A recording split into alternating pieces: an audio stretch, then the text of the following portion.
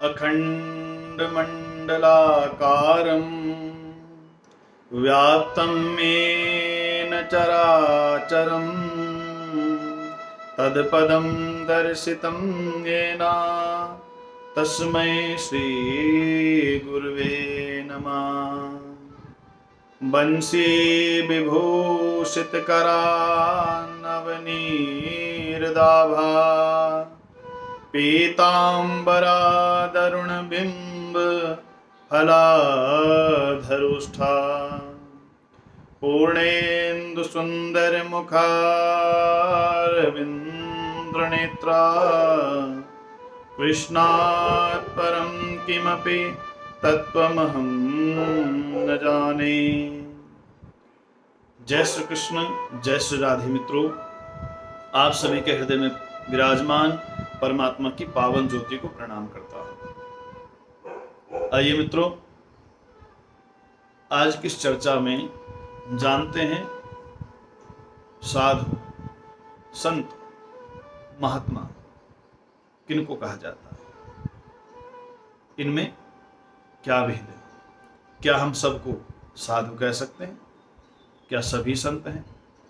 या सभी जिन्होंने गेरुए वस्त्र पहने हैं, क्या वो सभी महात्मा हैं? हाँ, इसी विषय पर आज की चर्चा है मित्रों।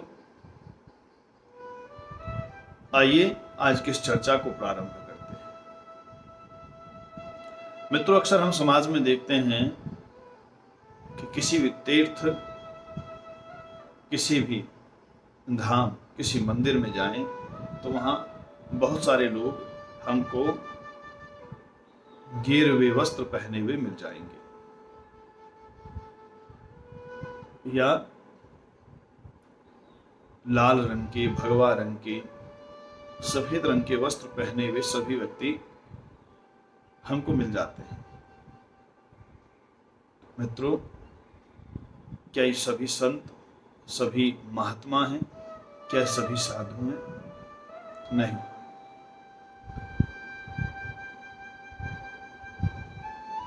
कोई भी भगवा वस्त्र, गेरुआ वस्त्र पहनने से साधु नहीं हो जाता, संत नहीं हो जाता, महात्मा नहीं हो जाता। हाँ, एक गेरुआ वस्त्र पहनने वाला एक भिक्षु हो सकता है। हो सकता है कि वो पथिक हो, संत, महात्मा या साधु बनने का एक मार्ग उसने चुना, लेकिन वो बन गया है, ये उसके वस्त्र पहनने से बिल्कुल भी पता नहीं चलता। तो कैसे पता करें कि कौन साधु है, कौन संत है और कौन महात्मा है? मित्रों, साधु नाम साधना का,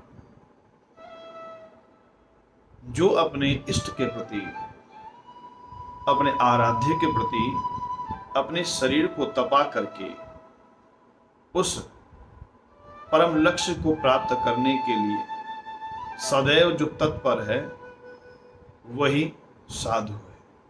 जिसने अपना जीवन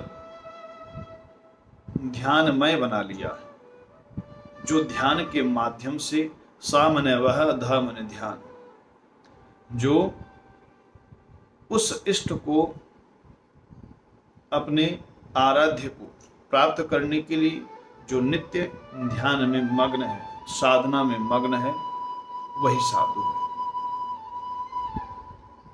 तो फिर संत कौन है? संत नाम संतोष का। मित्रों, जब ये साधु साधना से, ध्यान से अपने आराध्य को प्राप्त कर ले और प्राप्त करने के बाद इनके चित्त में शांति आ जाए,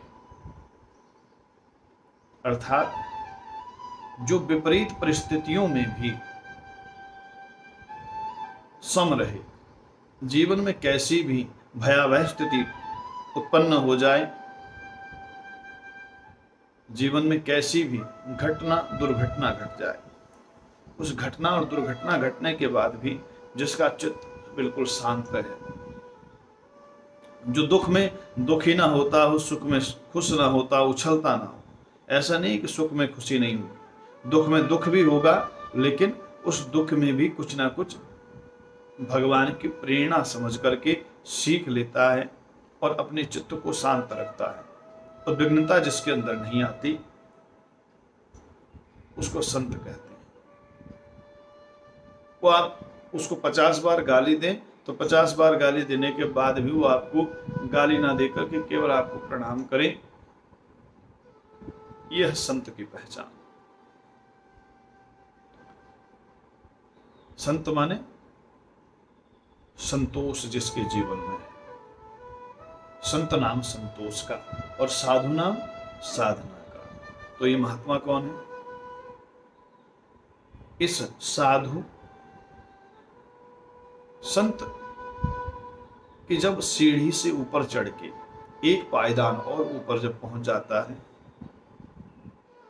तो उसको कहते हैं महात्मा। और महात्मा की क्या लक्षण है?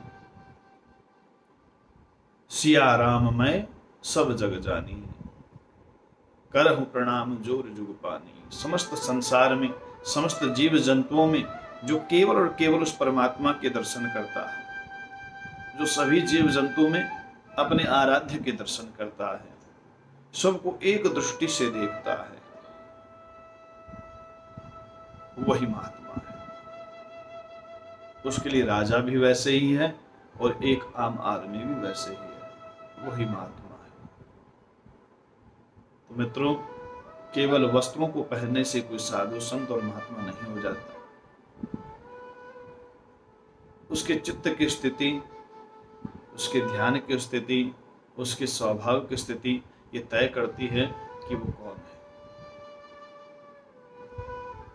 मित्रों, यदि आपके जीवन में कोई साधु, कोई संत, कोई महात्मा मिले, इनकी सेवा करने का आपको मौका मिले, इससे कुछ सीखने का मौका मिले, तो आप उनसे जीवन के ऐसे रहस्यों के बारे में जिनको हम जान नहीं पाते, ऐसे संत महंत,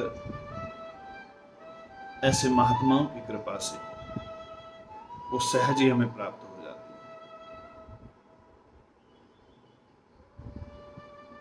है। आप सभी को प्रणाम करते हैं।